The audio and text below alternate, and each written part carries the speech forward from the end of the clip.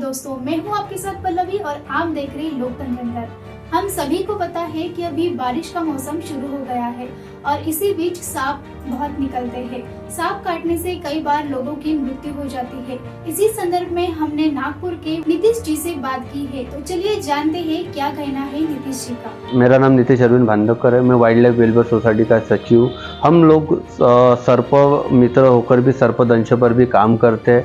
इसमें 4-5 साल से हमारी संस्था जो है जीरो स्नेक बाइट डेथ इस पर काम कर रही है, जिसमें नागपुर जिले में जितने भी स्नेक बाइट होते हैं उसकी वजह से डेथ ना हो, इसके लिए हमारी संस्था 24 आवर काम करती है। अभी हमने देखा है कि 2-3 हॉस्पिटल में ऐसा हुआ कि पेशेंट गया, उसके बाद उनको कौन सा स्नेक काटा ये पता नहीं चला, क्योंकि उन्होंने एक ब्लड टेस्ट किया। वो ब्लड टेस्ट में वेनम नहीं आया करके उसको निगेटिव बता दिया, पर ऐसा होता नहीं है।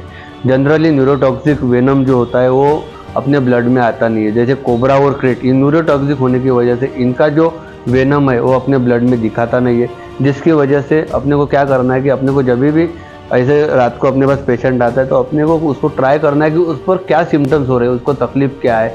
जैसे कोबरा और क्रेट काटने के बाद आंखें लगती है, पेट दर्द करता है, वोमिटिंग होता है, ऐसे जनरल जो सिम्टम्स दिखते हैं उसके ऊपर से अपने को उसका इलाज करना पड़ेगा।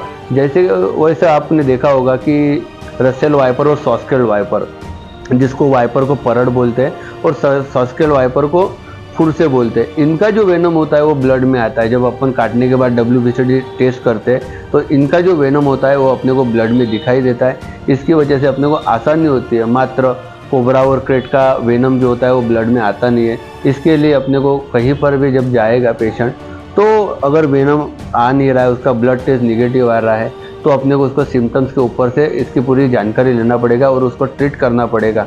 इससे अपने को बचा जा सकता है। और आपको इस माध्यम से ये बताना चाहता हूँ, आपके आजू बाजू में गांव में कहीं भी PSC होगा, अगर सर्पदंश होता है तो आप PSC में जाइए, वहाँ पर उपचार करके वो सरकारी हॉस्पिटल में रेफ़र करते हैं। नागपुर में सरकारी हॉस्पिटल, अपने गवर्नमेंट हॉस्पिटल बहुत है, जैसे कि मेडिकल मेयो, इसमें पेशेंट बहुत आते हैं, तो यहाँ पर एकदम प्रॉपर इलाज होता है।